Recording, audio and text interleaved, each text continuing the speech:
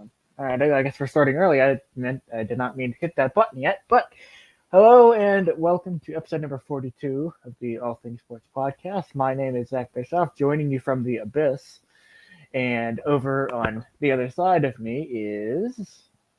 Oh, Shanholzer. say that again. Danny Shanholzer. All right, as you can see, we're extremely rusty. I cannot apparently press buttons for a living, but anyway, I don't do this for a living, by the way. Okay. Oh Jesus Lord. All right. All right. Today, well, first of all, Danny, how are you this morning? I'm doing well, Zach. How are you? Good. Good. Good. I'm in the abyss today, so I'm actually not in the abyss, but we we're gonna say we are. But today we are going to uh get some hydration, and then we're going to talk about a plethora of things. We apologize for this lengthier than we did not expect to take a hiatus this long, but we just have been really busy with our respective schedules and trying to schedule Ethan, who was supposed to join us for this episode, but that has since changed. And I realized I did not update the description, so we are going to. It says we're going to recap the national championship game, which occurred a couple of weeks ago at this point, but we will still do that, and we will discuss now the Steelers season coming to an end. Will be in there. The Steelers season came to an end a couple of weeks ago against the Cincinnati Bengals. There were three things that needed to happen. Two of those three did. The Steelers defeated the Bengals by a score of help me out here. What is it? I know Oh, it was against the Browns, but or I'm sorry, not Brown, not the Bengals. I'm sorry, the Browns. Yes. yeah, man. I mean, we almost had it, man. And the Jets. I give credit to the Miami Dolphins Yeah. because their kicker just hit a clutch field goal, man. And there's He did. I mean, it was just a great kick by him, and I mean the Dolphins. I mean, give them credit. I mean, they've since been knocked off by the Buffalo Bills, but I mean, Skylar Thompson, their backup quarterback there, he put up a heck of a fight, man. I mean, Yeah. they only lost by 3 against the Bills, and I mean, they just really buckled down. And Miami's season had been up and down all the way to that point. It would have been Okay. nice, Zach, to see us play Buffalo. I do have a feeling though, just with everything that how fired up Buffalo was to play because of the situation with the Damar Hamlin and just how good of a team Buffalo is. I don't think the Steelers would have fared too well No. against the Buffalo Bills. I think it would have been similar to the week one performance. But yeah, man, Zach, I guess we'll jump right into it, man. Because I kind of just started rambling, but I guess the news of the town in the recent days is that we didn't make the playoffs at 9-8. Mike Tomlin still you know had, still got Hey, my that background works. 500 record going on, which is good for him. And to go from 2-6 to 9-8 is definitely some something special. But the news of the week, so to speak, Zach, is that Matt Canada has been confirmed as staying as the Steelers offensive coordinator. And Hmm. a lot of people are annoyed at that, considering the Ravens, they lost to the Bengals in the first round of the playoffs, and they had a similar problem with their offensive coordinator Greg Roman.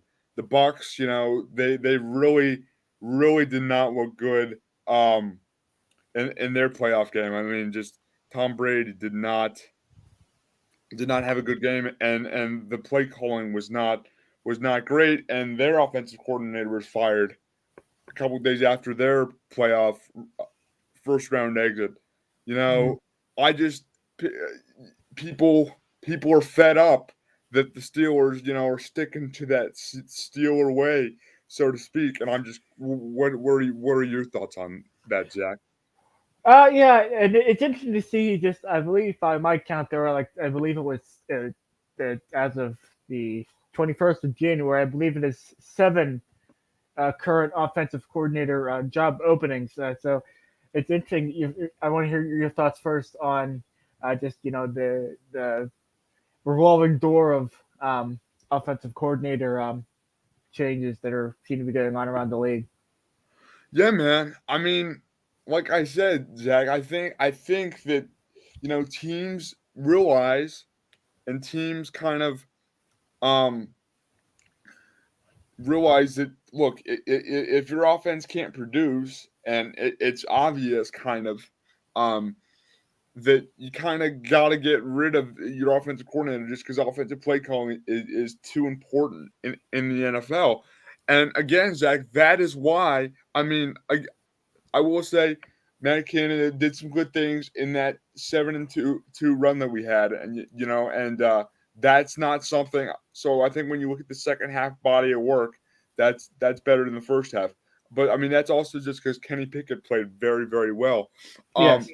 but um, but yeah, man, I just think that like teams kind of realize that like their offensive coordinator is not getting done, and as people often say, the NFL is a business, and again, that's why people, and I think I'm one of those people too, that I'm a little bit fired up because the Steelers they're not a big fan of firing coaches, which I can respect because coaches they're people too, and I think sometimes when we're talking about sports, we forget that these players are people.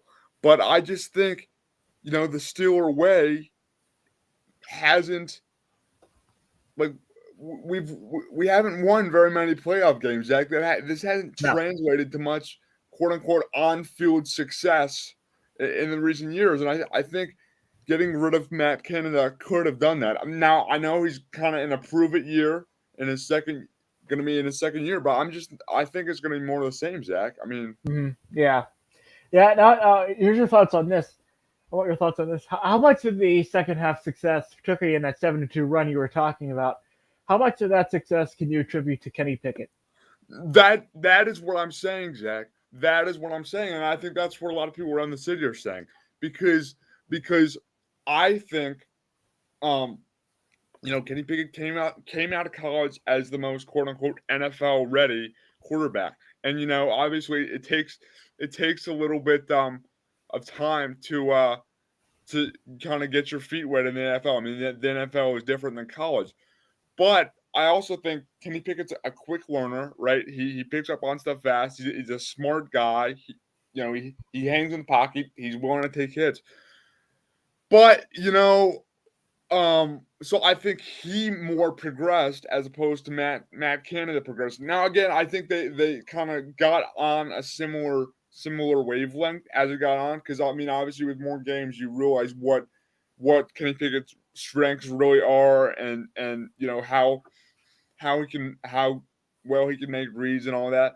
But again, Zach, I just think it was more based on his personal development. I feel like I'm a broken record saying this, but it was more Uh-huh. based on Kenny Pickett's personal development rather than Matt Canada's play calling. Because I mean, he still Yeah. called a lot of jet sweeps, which sometimes they work, but I really don't like. He still called a lot of screens on 3rd and 10. I don't know. I don't know. Mhm. Yeah, I don't like the fact that when guys like Deontay Johnson, we pay him $18 million a year to run either sideways or backwards. No, yeah, and um, Good. I'm gonna be very very curious to see like how kind of that situation goes because like you said, Zach, I mean with guys that were paying $18 million a year, Deontay Johnson, he I know he puts a ton of work in, off the field and is always in there warming up. But Zach, like when we give him that many chances and when is so close, he didn't score a touchdown this year, Zach. I mean that just if you're getting paid $18 million a year, we need a little bit more from you. And I think that honestly, he kind of has become that number two guy, honestly, as in in relation as opposed to George Pickens. I think he's going to be our number one receiver here Mhm. uh, in the coming seasons here. Just because Zach, I mean, when Pickens gave him chances, George Pickens more than sorry, but he just when Pickett gave him chances, he came down with the ball more than Deontay Johnson did, and I just feel like Yeah, again when you're paying a guy $18 million a year, and that's why people are so critical of Deontay Johnson because he's getting paid $18 million a year. right.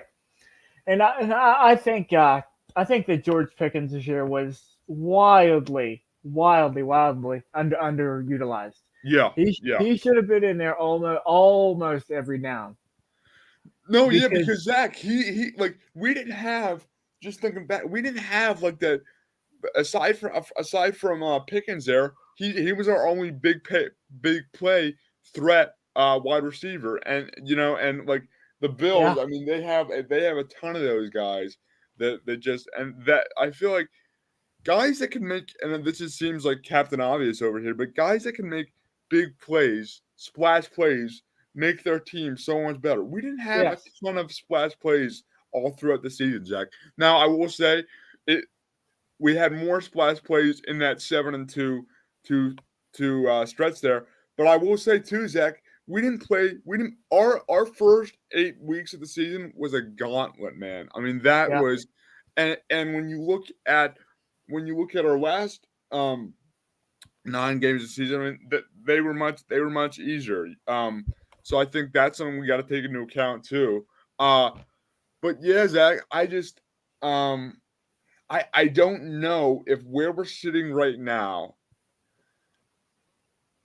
I think we have to really look into our organization and kind of realize because I have a feeling, Zach. I usually don't like to be this pessimistic, but if nothing changes this year, Zach, if nothing changes, if we don't get a new Matt Cannon might come up with a new game plan, which I would be in support of. Because Zach, if nothing changes and we go out and play similar to the way we did this year, it's just gonna be the same result, you know? hmm yeah. I think that something needs change. And when I saw that Matt Canada was confirmed as coming back, that was I was not real happy with that. But one thing I was happy about, he's back. Pirates have signed center fielder Andrew McCutcheon to a 1 year contract. Danny, your thoughts on McCutcheon coming back and your let's let's try again. Your thoughts on what you think his impact on the team will be in 2023. Yeah, Zach. Dude, I was hoping we talk about this on the podcast, man, because Yep. because I when I heard that news, man, I was so excited. I mean, this guy is a Pittsburgh guy through and through. I mean, he named his one son Steele, I believe, Yeah. which is just Yeah. awesome. That's awesome. And I mean, I think he's just beloved by Pittsburgh fans, and I think that you know the Pirates needed a little bit of a spark. The Pirates, we needed the fans to get excited about something. I mean, they did just that by bringing back Andrew McCutcheon. I mean, obviously,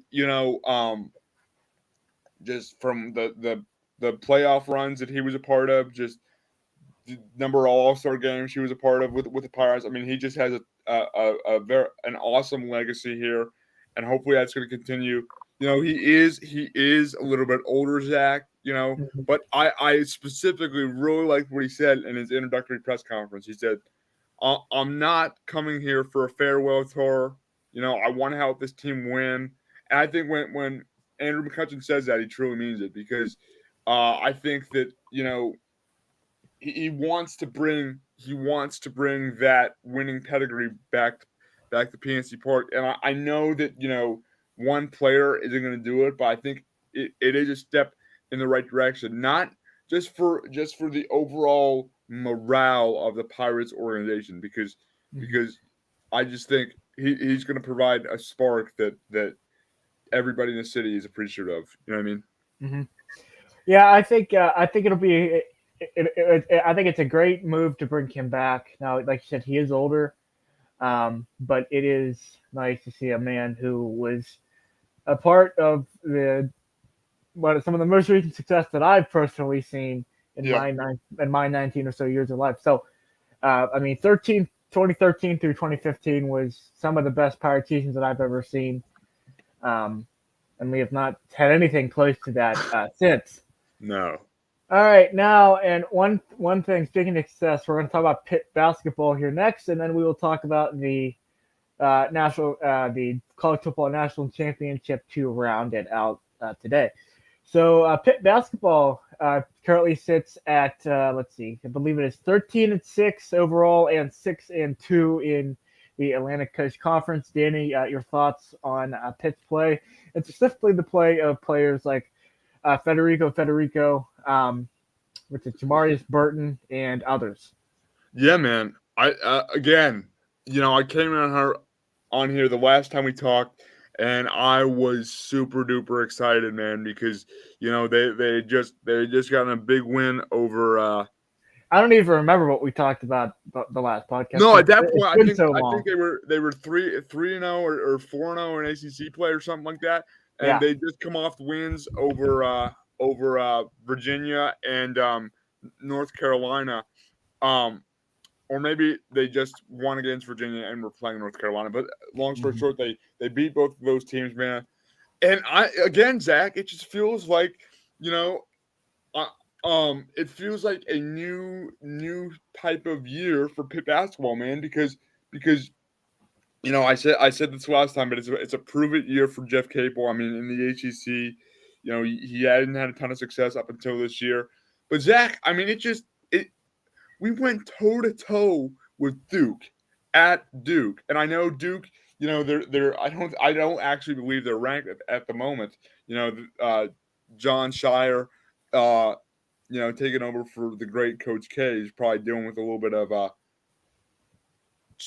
kind of hard to follow up that act of greatness. But we went head to head with Duke, Zach. I mean, we great performance for against Georgia Tech. I just think that and we had at a 1 point loss to Clemson, Zach. I mean, we are in all of these games, Zach, and like you said, I Mhm. mean, Jamarius Burton, like the veteran of the team, has been awesome. Uh, Blake Hinson has been great. Federico, the 7 footer, you know, he's going to keep developing. He's going to keep getting better. Um, but Zach, I mean, I just think again, this team has so much more of an identity than they had in the past. I mean, they play their tails off on defense, man, and Mhm. they really hang their hat on the defensive end of the ball.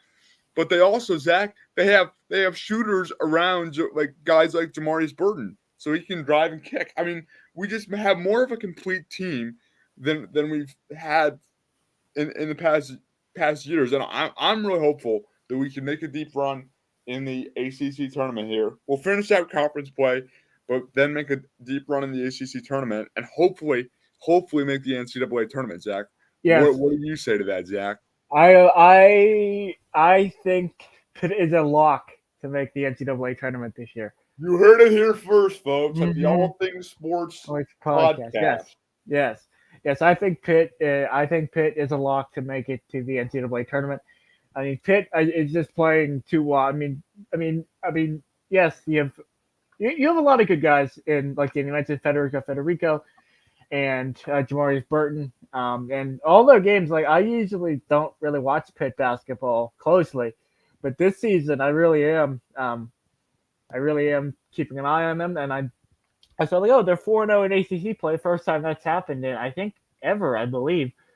So I will be interested to watch them and see if they can play in March. I think they will. Danny thinks he will. If No, thinks they and will. Zach, Excuse me.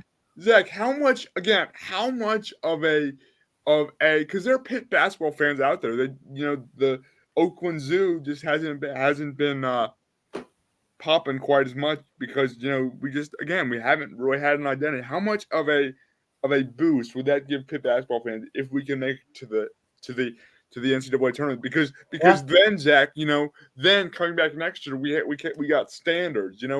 Yes. We can keep building on that, and hopefully I say this on with uh, about Pitt football all the time, and it never really materializes. But I'm really hopeful that Pitt basketball can eventually, really become a program that recruits want to be a part of because Zach, recruiting is such a big part of it, right? And I think Jeff Capel has I think over the past year has become a very good recruiter, because he's been trying to build this culture, this winning culture, and I think he's doing that Yeah. right now. I think players relate to him well. I mean, he played at Duke, obviously. He was an assistant under Coach K, but Mhm. I'm really excited, man. I'm really excited. Yeah, I'm really excited to see how the season progresses for them. They continue conference play today at, I believe, 3 o'clock against, I believe that it will be Florida State. That game will, I believe, be played at home for Pitt at the lovely PPG Paints Arena on Fifth Avenue in downtown. Um, all right, and lastly, we have the college football national championship game that took place about 2 or 3 weeks ago. At this point, I believe Pitt won by a. I'm sorry, not Pitt. Georgia, Georgia won by a score of, I believe it was 45-7. I believe.